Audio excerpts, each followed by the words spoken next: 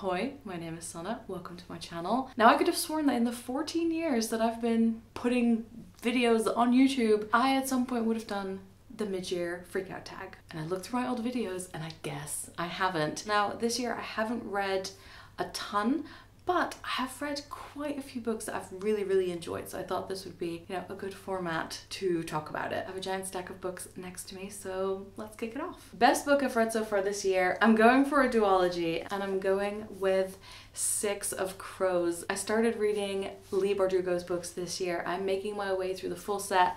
I read these first because they are the most popular, so Six of Crows and Crooked Kingdom, and it all started because I watched the Shadow and Bone Netflix series, so went back, read the original Shadow and Bone trilogy.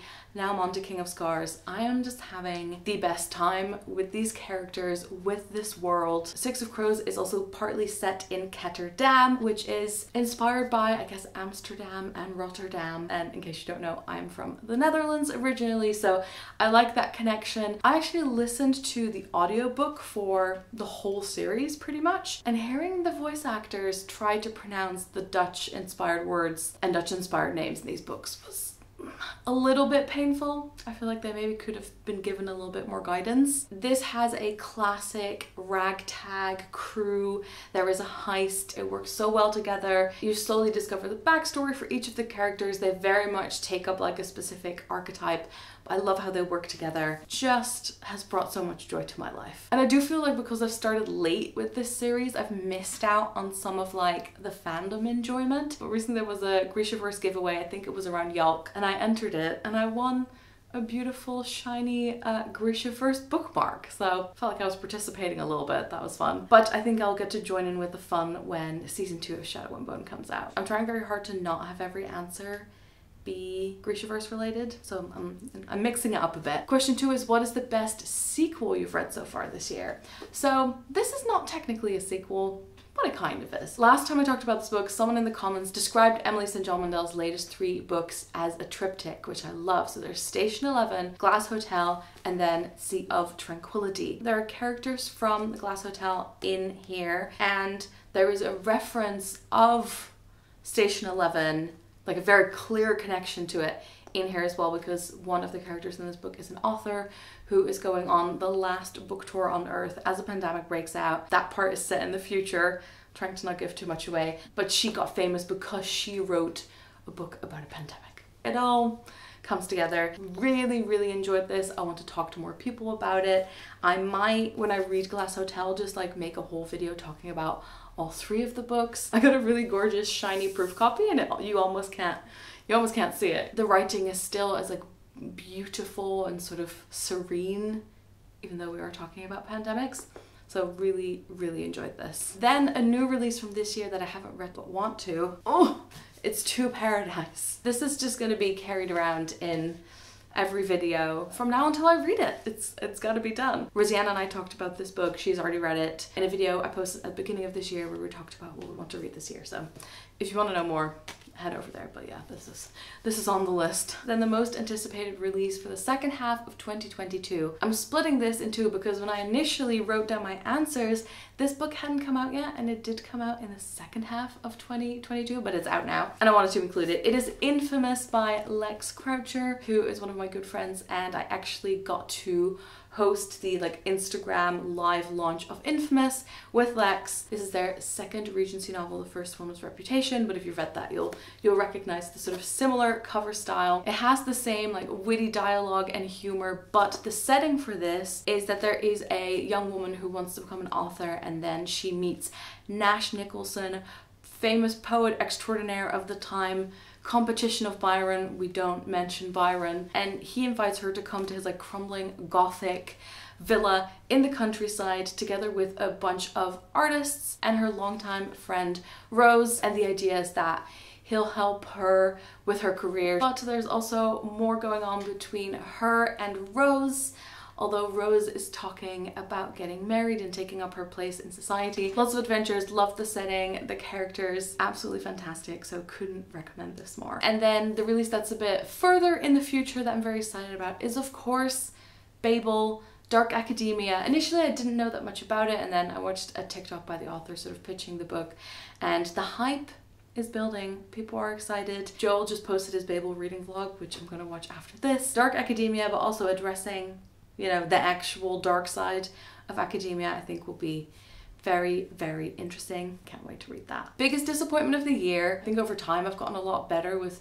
sort of pre-selecting books and knowing what I'm interested in. So it's become rarer that I read books I really, really don't enjoy. And this is one that was just hyped up so much that I think my expectations were very high and it didn't quite meet what I wanted it to be, I guess. And it is Gideon the Ninth. I read it with a book club. I think I only read about a third and I think the style is just not for me. I haven't given it away yet. I might give it another go, but something about the tone of this isn't quite for me. It's necromancers in space. It's a bit like crass and sassy and adventurous. The world building is thick in the beginning, like it takes a while to get into it. And I feel like the writing could have been made a bit more accessible in the beginning for new readers, especially since it's the start of a series. Did not like devour it as I thought I would, controversially. Biggest surprise of the year, I'm gonna say The Other Black Girl. I've had this for a little while and I read this because I was doing some freelance work around it. This was at the same time exactly what I thought it was going to be and also not. It's about a young woman who works in the publishing industry. She's the only black girl working at the publishing company that she's at.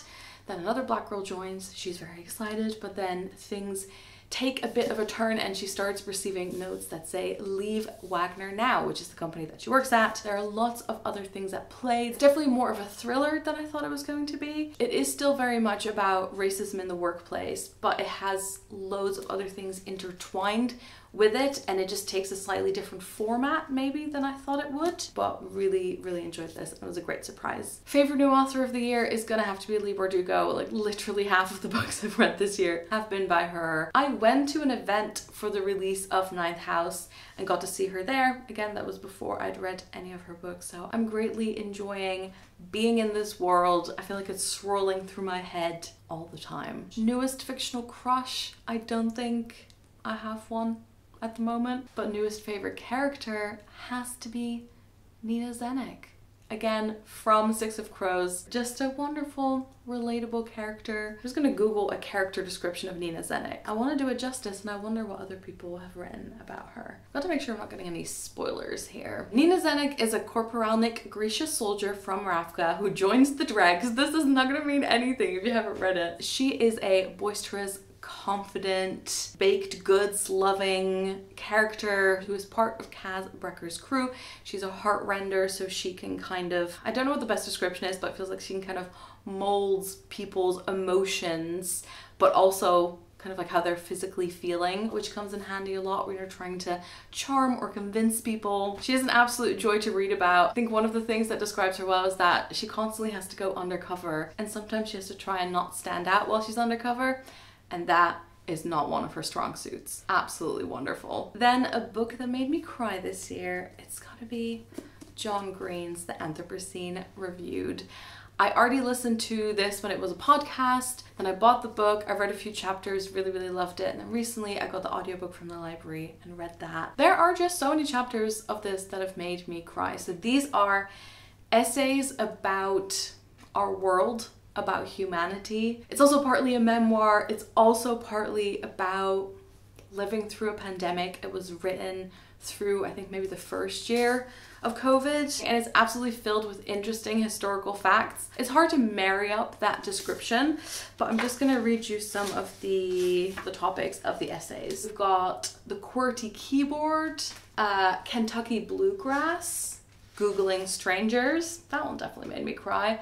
Velociraptors, humanity's temporal range, Halley's Comet. I can see myself reading this again. I don't think you need to have read any of John's like YA books for it to make sense, but I would say if you enjoy any of the stuff he does online, then it makes sense to read this as well because it's a great match. Books that have made me happy this year, I've got two. Number one is Pride and Prejudice. I'm finally reading Pride and Prejudice. I read some of it on my birthday and around like Pride and Prejudice Day. I did some activities around that. I'm listening to the audiobook at the moment and it's just it's just bringing me a lot of joy. Reading it for the very first time after seeing the film about 30 times. And then I also have Bargain Bin Rom-Com by my good friend Lena Norms, fellow YouTuber. I'm sure a lot of you are familiar with her. I got to go to the launch for this as well. So this is Lena's poetry collection, and it just makes me so happy, both as a friend who's just very proud of her, but also reading this is just like a nice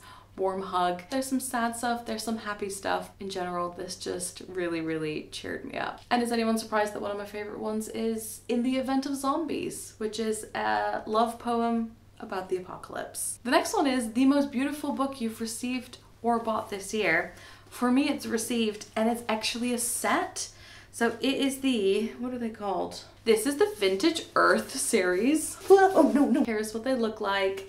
It is a set of 8 books, all related to humans and the earth and how we interact. Some of it's directly about climate, some of it is a bit more about nature. I think they're all books that have been published before, although some might be newly translated, I'm not entirely sure. They are so beautiful. They have a really nice, like unfinished, I think that's what it's called, paper, like you can really feel the texture of it. A gorgeous set. I'm so excited to read some of these. Then the last book question is a book I want to read by the end of the year. It's gotta be Lapona. I feel like I can sit down, like one sitting, and read this whole thing, and I want to be in on the discussion. Gotta read this. I know it's gonna be gross, it's medieval. I can't wait. And the final question is one that I don't know if always gets included in people's tags, but I wanted to include it, which is your favorite like book community member at the moment. And I'm going to say booktuber Hannah May. She lives in the Netherlands at the moment. She's from the UK, I believe, but is currently living in the Netherlands. I think I found her channel either last year or earlier this year, and I'm religiously watching every single video. She has an excellent taste in books. She talks a lot about like small presses. She also talks about disability and disability in books. Absolutely loving her videos. I know she is a fan favorite, but if you haven't seen her channel yet, please go check it out. So I feel like that probably gives you quite a good overview of some of the stuff I have been reading this year, even though it has been dominated by the Grishaverse. There's only a book and a half left for me to read, so I'm gonna have to move on to something else after that. Obviously, I would love to know your #1 book of the year so far. If you want to stay updated on my videos, don't forget to subscribe. Thanks for watching, and I'll see you soon. Doei!